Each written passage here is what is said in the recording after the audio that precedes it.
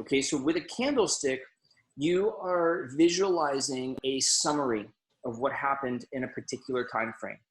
Remember in the, I think we discussed this in one of the other classes, but we also discussed in the tutorial of TradingView, which, you know, I understand some of you guys weren't able to make it, but I did record it. I did post it on YouTube, and the link is the link is in the Discord.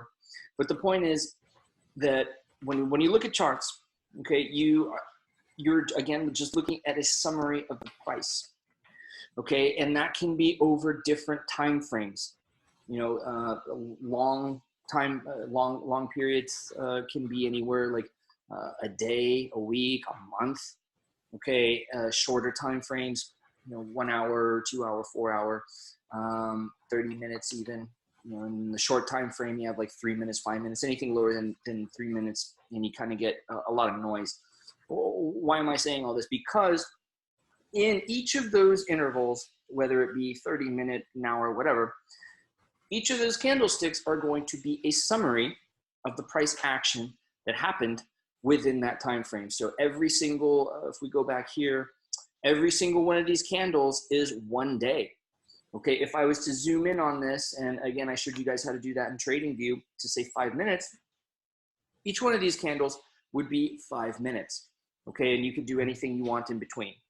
Now, to go back to candlesticks, again, I can't emphasize this enough that they represent a summary of what happened in that time frame. Okay, so the open, and anybody want to take a guess what that is? What does that mean?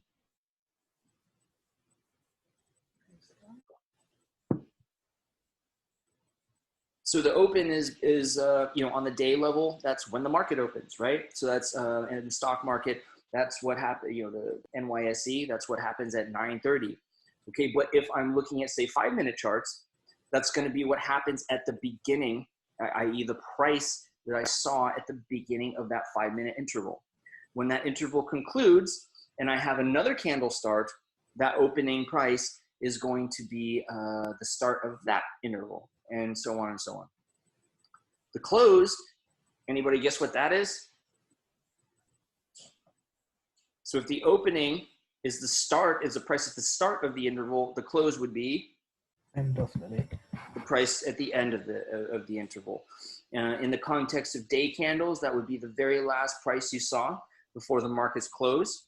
All right, so if you're looking at Apple or whatever on NYSE, you see, you know, on the stock market, you see at 4 o'clock when the stock market closes, that closing price is going to be represented, you know, in a candlestick, right? If we're looking at 5 minutes, it's, instead of it being the opening, the first price I see at that interval, this would represent the last price that I see, okay? So together, the open and close are important because they form what we call the body of the candle, okay? So the open and close, they form like this fat part, right? So, but there's two other values that might be of interest, and that those compose what we call the wicks. Okay, so this is why we call them candles, because you know, I have the open and the close, but if there was a value higher than that or a value lower than that, it's represented by a line poking out of the top and bottom.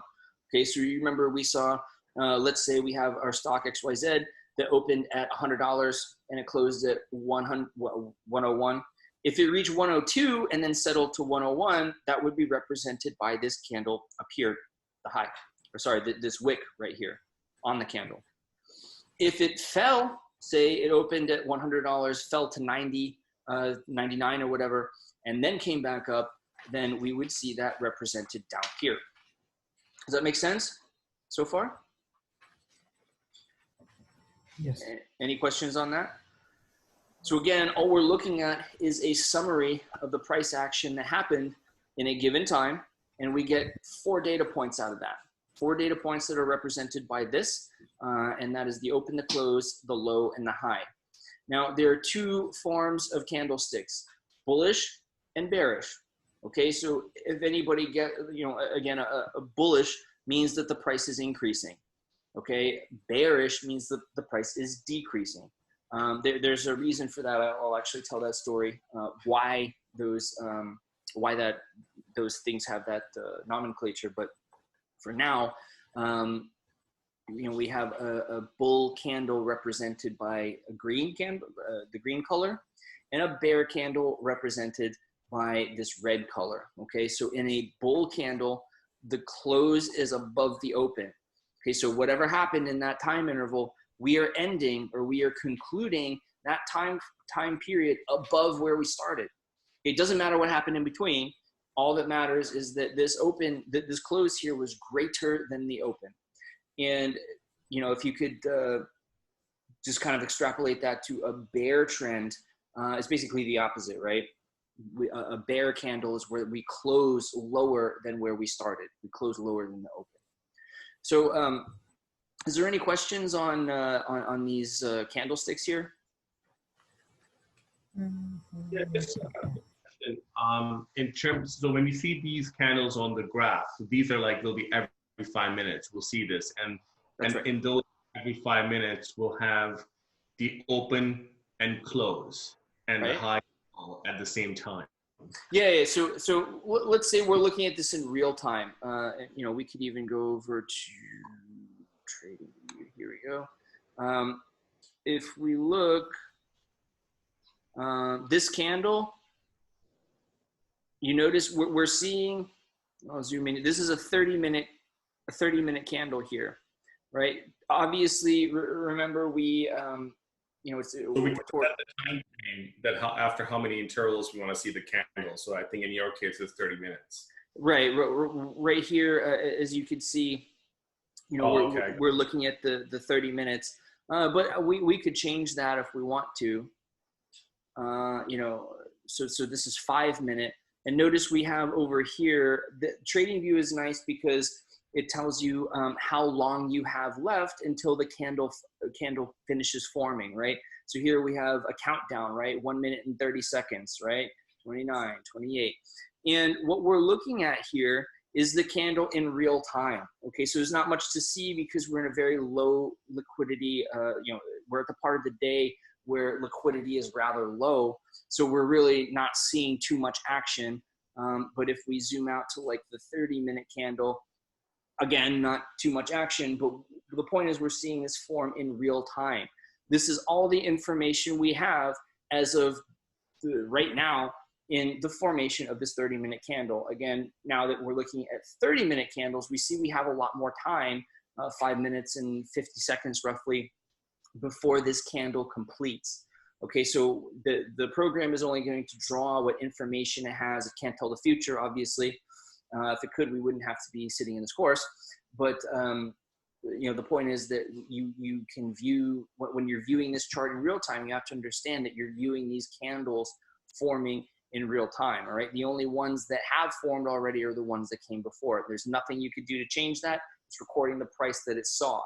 Okay, yeah, you see it kind of blipped downwards. If this was during the, like 9:30 or whatever, we'd be seeing a lot more action with these candles. They'd be jittering around all over the place. And sometimes you'll see them go from green to red, right? Because the price fluctuates. That's its job, right? We're recording the volatility in a snapshot that is called the candlestick. Does that make sense? Yeah, and then that stick that's sticking out, like let's say from the red or the green, it means that wherever that stick ends, that's the last price? No, wherever the fat part ends is the last price. So if we take a look at say this green candle here, is basically a little brick.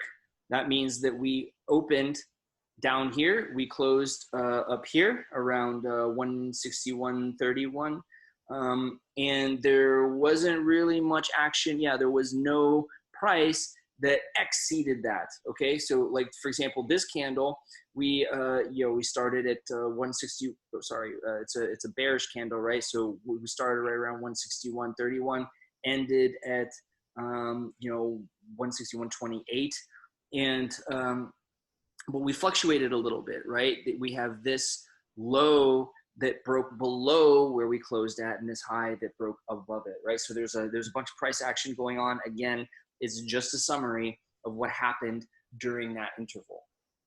So just one about that stick that's sticking out from the red. what does that signifies? So again, this is the sticks are called wicks, and they represent the high and the low of that interval, right? So just think of this as just math, right? It's just data. Let's just go to stock. That might be a little bit more. Oops.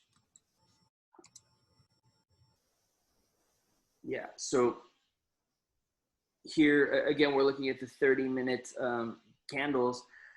I noticed that Apple opened today at 309.88. It closed.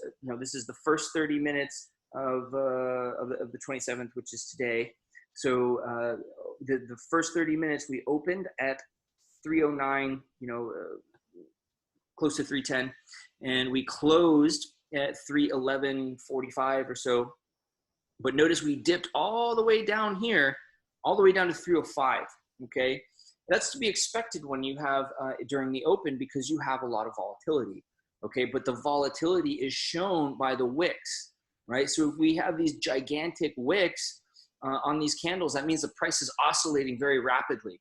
Okay, if we don't have, sorry to cut you off, Daniel. Sorry to cut you off there. Yeah. But in that 30 minutes, the wick that went all the way down to almost 305, it happened within 30 minutes time. Exactly. And then it was able to recover and end up here, where it closed around 311.50 or so. Okay, so you can oscillate up and down, right? And so this wick on the low side here is called the low. The wick on the high side is called the high. Okay, so you have the open, the close, and then the low and the high, and that's what constitutes a candlestick.